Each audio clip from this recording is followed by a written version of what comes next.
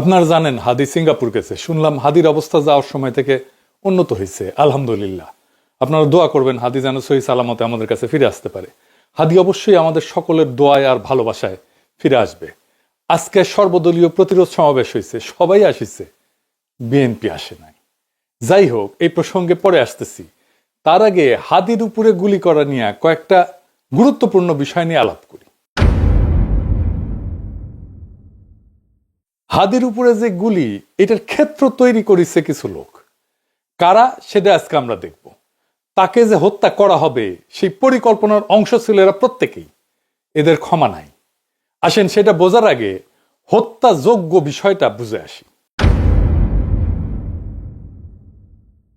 প্রাচীন রোমান আইনে হোমোসেকার বলে একটা শব্দ ছিল।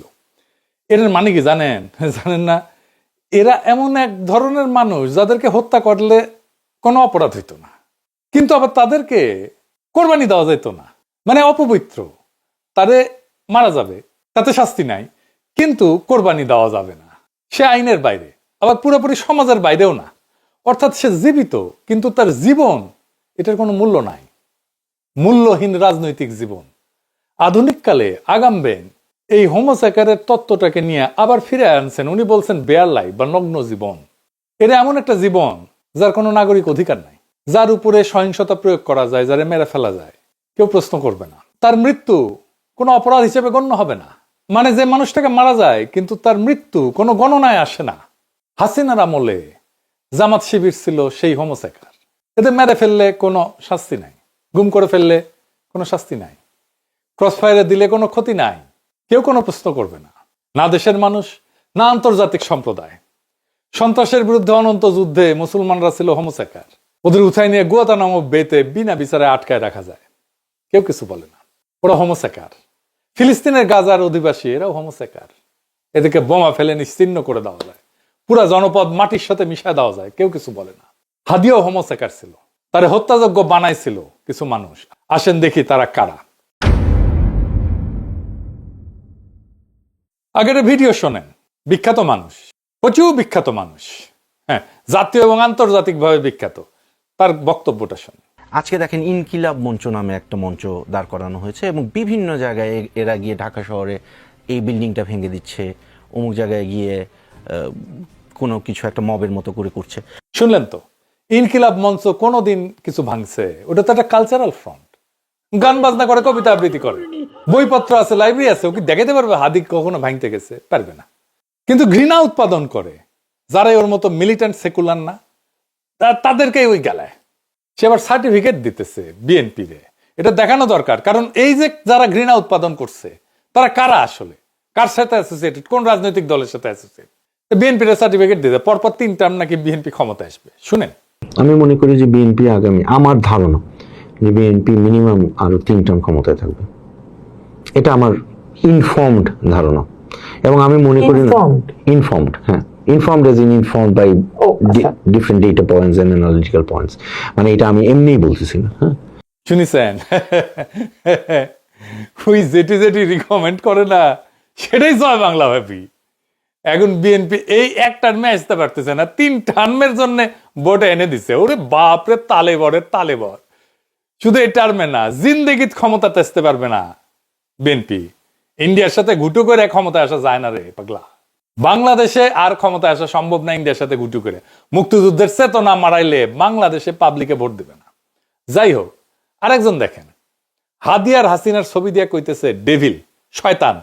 চিন্তা করেছেন, ডেভিল চিনেন তো রে?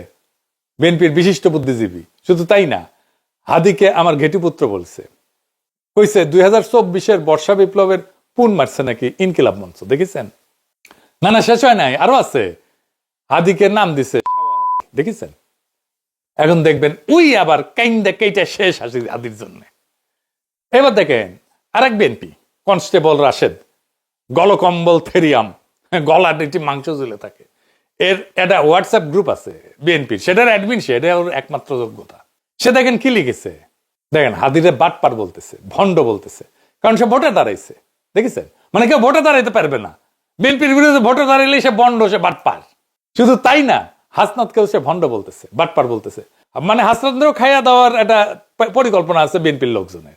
একটা জাউরা আছে বিএনপির নেতা ডাক্তারদের, দেখেন হাদিরা কি কইতেছে, গালিগালাজ। দেখেছেন তো, বিএনপি ক্রমাগত ঘৃণা উৎপাদন করে গেছে। আচ্ছা, এদের মাতবর বুড়া নেতা, তার কাছে আসি, মির্জা ফখরুল সাহেব। হ্যাঁ, দেখেন আগে ভিডিওটা শুন। আপনার আজকে দুপুরে যে একটা গুলির বিদ্ধ হয়েছেন হাদি সাহেব, না হাদি ওসমান ইনসাফ পার্টির ওসমান হাদি সাহেব, ইনকিলাব পার্টি, দুঃখিত, ইনকিলাব পার্টি যে মঞ্চ, ইনকিলাব পার্টির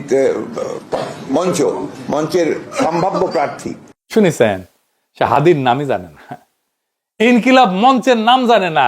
আবার শুনেন, হাদি সাহেব, না হাদি ওসমান ইনসাফ পার্টির ওসমান হাদি সাহেব, ইনকিলাব পার্টি, দুঃখিত, ইনকিলাব পার্টি যে মঞ্চ, ইনকিলাব পার্টির মঞ্চ। আবার হাদি যখন গুলি খেয়েছে হাসপাতালে নিয়ে গেছে, ওটি মির্জা আব্বাস গেছে, তারে ভুয়া ভুয়া বলছে।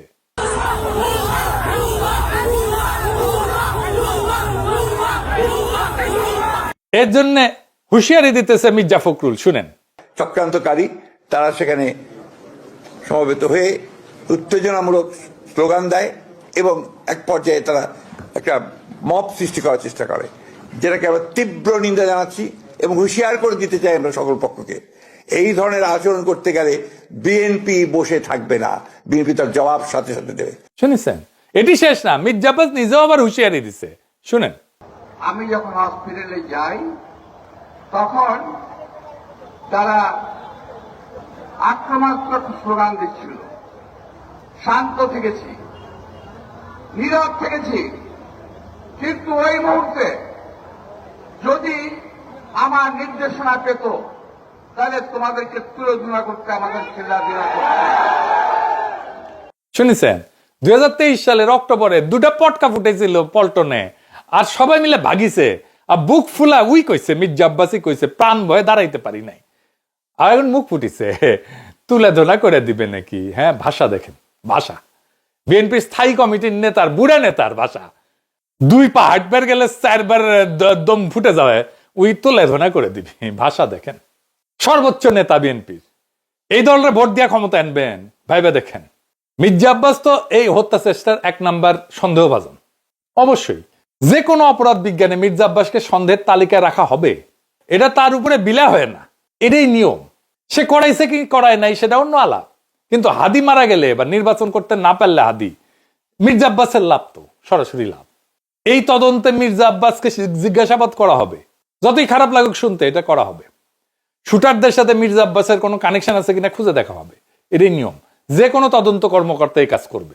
মির্জা আব্বাস কোন মহারাজা এসে গেছেন আপনি যে ভুয়া ভুয়া কইতে পারবে না, পলিটিক্স করতে এসেছেন? চামড়া এত পাতলা কেন? ম্যাখরে তো থাপ্পড় মারিছিল এটি প্রেসিডেন্ট, এটি ভুয়া ভুয়া কইছে, আপনি তো গায়ে হাত তোলে নাই, মাইনের ভয় দেখান কেন? মাস্তানি, হ্যাঁ, বুড়া হয়েছেন তাও খাইসলত যায়নি না, মায়ের ভয় করে নাকি আজকালকার পোলাপান?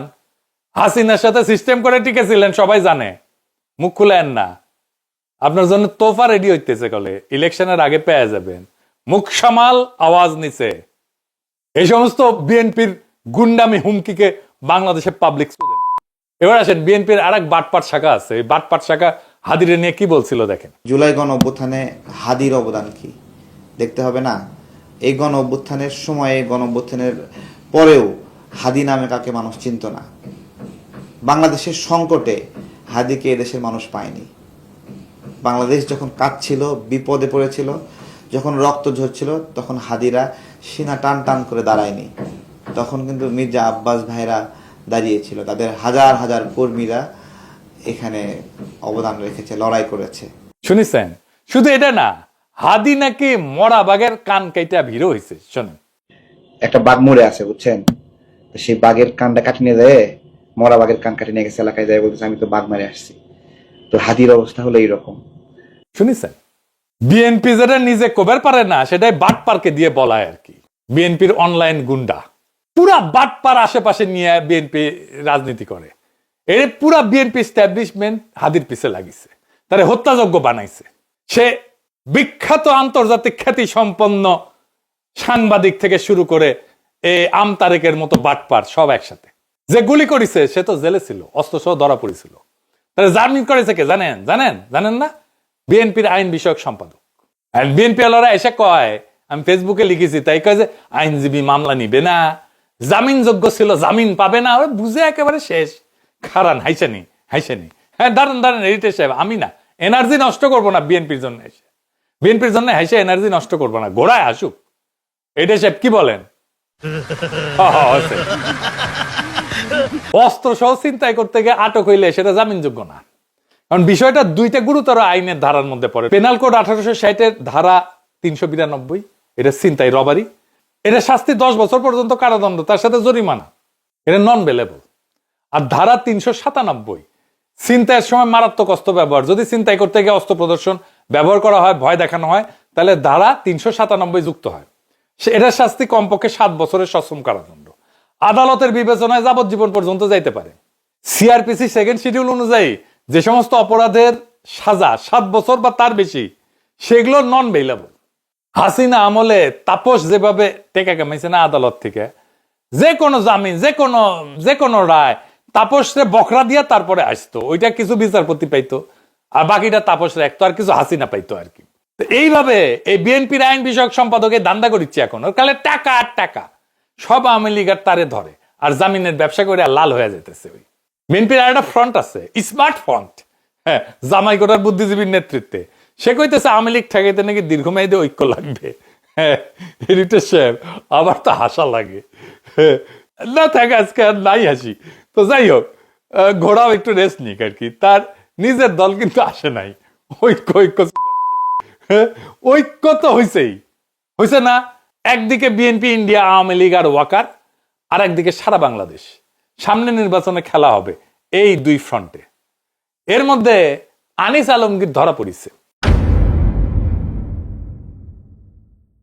তো ওই কইছে যে আমি আর ইলিয়াস নাকি তারা ধরাইছি। সম্পাদক পরিষদ বিবৃতি দিচ্ছে, বাক স্বাধীনতা, ওরে বাপ রে। আবার হাসিনার দালাল বিবিসি লিখিচ্ছে যে আওয়ামী লীগ সরকারের সময় ভয়ের সংস্কৃতি গড়ে তোলার যে অভিযোগ উঠেছিল, এখন আবার সেই ভয়ের সংস্কৃতি ফিরে এসেছে কিনা সেই প্রশ্ন উঠছে। ওরে বাবা, এই বিবিসি বাংলা 2009 থেকে 2024 দীর্ঘ 15টা বছর স্থায়ী আওয়ামী ফ্যাসিবাদের যুগ প্রতিষ্ঠায় এবং খুনি হাসিনার ভয়ের রাজত্ব কায়েমে বিবিসি বাংলা অসীম সাহায্য করে গেছে, সহযোগিতা করে গেছে, পৃষ্ঠপোষকতা করে গেছে। আজ তাদের চেতনা জায়গা উঠছে, বিবেক জায়গা উঠছে, তারা আজকে আবিষ্কার করছে ভয়ের সংস্কৃতি ছিল। হ্যাঁ, যারা ফ্যাসিবাদের সময় ভয়ের ভাষা তৈরি করছে, তারাই আজকে ভয়ের সমালোচক সেজে বসছে। মানে কতখানি দেউলিয়া হইতে পারে এই সাংবাদিকগুলা। হ্যাঁ, ফ্যাসিবাদের বিরুদ্ধে বয়ান তৈরি করা যাবে না, এটা স্পষ্ট বার্তা দেওয়া হয়েছে। আমরা আরো দাবি করি যে নতুন আইন করে লুটেরা, খুনি, ফ্যাসিস্টদের পক্ষ অবলম্বনকারী দালাল সাংবাদিক, শিক্ষাবিদ, তথাকথিত সাংস্কৃতিক কর্মী, কালচারাল ফ্যাসিস্ট, এদের বিচার কইরা যাবজ্জীবন কারাদণ্ড দিতে হবে, নয়তো হাদির রক্তের উপর দিয়ে যে ঐক্য প্রতিষ্ঠা হয়েছে, সে ঐক্যই আগামীর বাংলাদেশ, ওই ঐক্যই আগামীর বাংলাদেশের নেতৃত্ব দেবে। দেশের গণতন্ত্র, মানুষের অধিকার ও জাতীয় স্বার্থের বিরুদ্ধে যে কোনো দমনমূলক ফাঁসিবাদী ও পরাধীনতামূলক রাজনীতির বিরুদ্ধে প্রতিরোধ করে তুলব এবং ভারতীয় আধিপত্যের তবলা জনবিরোধী ও রাষ্ট্রের স্বার্থ বিরোধী শক্তি, গুম, খুন ও গণহত্যাকারীদের দল, ভারতের মদস্পুষ্ট আওয়ামী লীগ, তাদের সহযোগী, তাদের পক্ষে বয়ান উৎপাদনকারী কালচারাল ফ্যাসিস্ট কাউকে এই বাংলাদেশে অপরাজনীতি করতে দেব না। সেই নতুন বাংলাদেশ গড়ার লড়াইয়ে হাদি আমাদের সাথে থাকবে। হাদি সুস্থ হয়ে ফিরে আসবে ইনশাল্লাহ। বাংলাদেশে বিএনপি, আওয়ামী লীগ, সুশীল আর ইন্ডিয়াকে একসাথে পরাজিত করতে হবে আগামী নির্বাচনে ইনশাল্লাহ। হাদির রক্তের উপর দিয়ে যে ঐক্য তৈরি হয়েছে আজকে শহীদ মিনারে, সেই ঐক্য কোনো আপোষের ঐক্য না, ওইটা ভয় অতিক্রম করার ঐক্য।